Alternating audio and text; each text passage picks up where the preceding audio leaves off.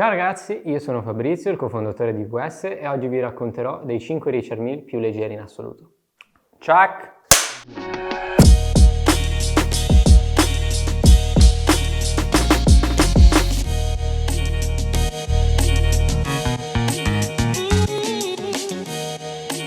Prima di iniziare a parlare degli orologi nello specifico bisogna fare un po' un'introduzione sul marchio Richard Mille e su dove si colloca in questo momento nel mercato dell'orologeria.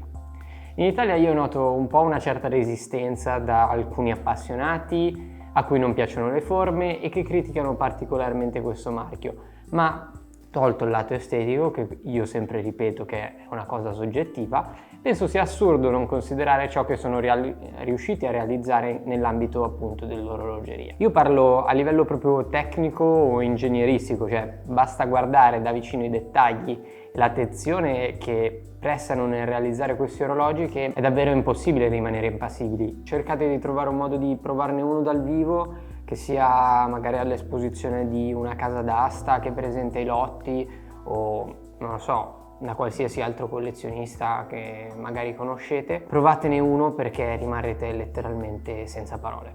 Cioè, nel momento in cui, perché in foto non è la stessa cosa, tutti gli orologi alla fine vanno provati prima di dargli un giudizio finale e molte persone che conosco, sempre molto critiche del marchio, quando ne hanno provato uno per la prima volta, non dico che abbiano cambiato totalmente idea, ma li vedono in maniera totalmente diversa. Contate che la maggior parte degli orologi, soprattutto quelli con bracciale, si girano su pesi che vanno dai 100 grammi in su per le versioni in acciaio fino anche a volte a 300 grammi per le versioni in platino con bracciale in platino. Per darvi un attimo un quadro generale per comprendere i pesi di cui parleremo più avanti, un Nautilus in acciaio pesa circa 110 grammi, mentre un Daytona Platino ne pesa 283 circa.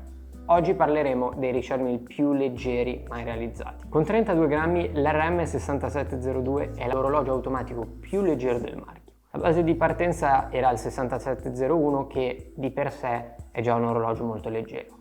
Cassa in titanio, molto sottile, quindi diciamo aveva già le caratteristiche vincenti per diventare l'orologio più leggero del marchio, l'orologio automatico più leggero del marchio. Con il 6702 Richard Mille è andata incontro ai suoi cari atleti con un orologio che potesse dare il meglio delle prestazioni senza influenzare ovviamente la loro. Quindi immaginatevi magari durante una partita di tennis o durante una gara automobilistica avere un orologio può essere un fattore magari penalizzante. Richard Mille da sempre si è imposto al fatto di creare e realizzare orologi che potessero essere utilizzate anche in queste condizioni. Quindi cosa ha di speciale questa referenza 6702? Intanto c'è una cassa ultra sottile, più sottile di un Nautilus. Io faccio questo confronto perché essendo un orologio così conosciuto, il 5711 è utile per avere una base da cui prendere spunto. Quindi cassa ultra sottile, un meccanismo automatico con 50 ore di riserva di carica, con un rotore in Carbon TPT e oro bianco. Carbon TPT è uno speciale tipo di carbonio sviluppato dal marchio e molto famoso per Richard Mille, comunque per chi conosce il marchio. Con 32 grammi si guadagna la quinta posizione.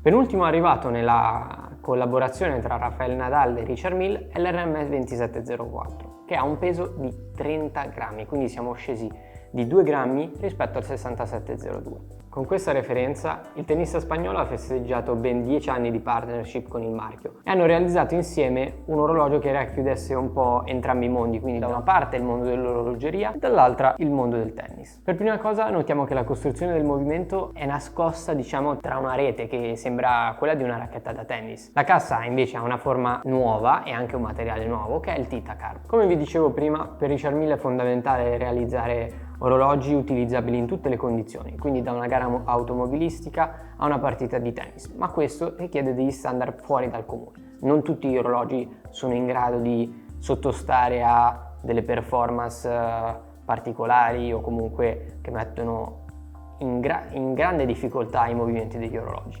La cassa e il movimento devono avere quindi una resistenza eccezionale agli urti nel caso del tennis. Immaginatevi di sbattere la racchetta per colpire la pallina, gli urti che riceve o comunque lo spostamento dell'orologio è letteralmente folle, un qualsiasi orologio non riuscirebbe a resistere a queste forze. Richard Mille è riuscito a progettare all'interno del 2704 un calibro in grado di resistere ad accelerazioni pari a 12.000 G. Essendo un tourbillon, questo valore è sicuramente eccezionale. Quindi con 30 grammi il 2704, l'RM 2704, si posiziona alla quarta posizione.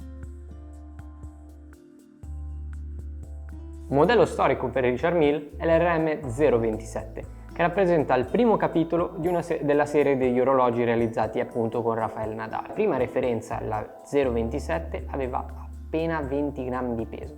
20 grammi di peso è letteralmente niente. La sfida inizia tutta da qui, quando il marchio e il tennista decidono di porre un tourbillon dentro un orologio con cui lui avrebbe dovuto giocare regolarmente. Quindi immaginatevi, il tourbillon inventato da Breguet di base è un movimento estremamente fragile che non può sottostare a determinati urti. Per questo motivo la realizzazione del primo Richard Mille in collaborazione con Nadal è sicuramente una pietra miliare. Grazie all'utilizzo di diversi materiali innovativi, come ad esempio alcuni materiali che usa Richard Mille vengono usati sull'Airbus A380, quindi nel settore aeronautico, il marchio è riuscito a rendere questo calibro, il calibro dell'RM 027, leggerissimo, inoltre resistente. Terzo posto con un peso di circa 20 grammi, quindi c'è l'RM 027, che al tempo Rafa Nadal definì come la sua seconda pelle. Passiamo adesso all'RM 2702, con cui siamo sempre vicini ai 20 grammi, diciamo un pochino meno di 20. Questa referenza, secondo me, è tra le più celebri di quelle realizzate con il tennista Rafa Nadal. Ciò che lo rende speciale l'orologio 2702 è il cosiddetto unibody. In pratica gli ingegneri di Richard Mille hanno unito la parte di mezzo della cassa, se vedete un Richard Mille è fatto di solito da 1, 2 e 3 pezzi, quindi il terzo in mezzo. Cosa hanno fatto gli ingegneri? Hanno preso il pezzo di mezzo e la platina e li hanno uniti insieme. In questo modo abbiamo un pezzo unico, quindi le componenti passano da 2 a 1 e nel complesso l'orologio e tutte le componenti insieme sono molto più resistenti. La cassa è realizzata da vari strati di quartz TPT e carbon TPT, due materiali molto cari al marchio. Il calibro, sempre un tourbillon con carica manuale, ha una riserva di carica di 70 ore e pesa solamente 3,35 grammi, cioè immaginate quindi la parte del meccanismo che in alcuni orologi davvero importante a livello di peso, in questo caso pesa solamente 3,35 grammi, nulla, meno di un foglio A4. L'RM 2702 quindi si posiziona al secondo posto con poco meno di 20 grammi di peso. Al primo posto invece abbiamo l'orologio in assoluto più leggero per Richard Mille, che è l'RM 2702 con 18,83 grammi di peso, cinturino incluso. Con questo orologio il marchio voleva battere a tutti i costi il record per l'orologio più leggero al mondo e ci è riuscita con un notevole successo. La referenza 2701 secondo me ha davvero dell'impossibile. Per farvi comprendere meglio a quanto equivalgono 18,83 grammi potete provare a mettere in pausa il video e prendere 4 fogli di carta bianca in formato A4 e a tenerli insieme su una mano. Ecco che avrete la sensazione del peso di un RM 2701. Immaginate quindi 4 fogli A4 bianchi equivalgono circa al peso di un 2701. Anzi, sono leggermente più pesanti. In questo caso la platina dell'orologio è collegata con dei fili intrecciati in acciaio che permette al movimento di assorbire meglio gli urti. Questa è una caratteristica che vediamo sull'RM 2701 che in realtà vedremo e abbiamo visto anche in altri orologi, quindi il 2704 ha le stesse caratteristiche ma proposte in maniera un po' diversa. Quindi che funzione hanno questi fili d'acciaio? In pratica tengono saldo un movimento ma danno anche la possibilità di assorbire tutti gli urti derivati magari da un impatto di una pallina oppure semplicemente dal movimento che si fa quando si colpisce la palla. L'RM 2701 ovviamente, essendo un modello creato in precedenza, non ha la stessa capacità di sopportare gli impatti come il 2704. L'RM 2701 infatti è in grado di sopportare impatti con accelerazioni di massimo 5000 G, mentre il 2704, come dicevo in precedenza, fino a 12.000. Pensate che la parte più pesante in questo caso dell'orologio è il cinturino, quindi l'RM 2701 con 18,83 grammi di peso è l'orologio più leggero in assoluto. Bene amici di IWS, spero di avervi fatto scoprire qualcosa di nuovo su un marchio che io reputo molto importante e rilevante in questo momento nell'orologeria. Sono curioso di sapere se vi è piaciuto il video e se conoscevate tutti questi modelli. Ci vediamo al prossimo video, a presto!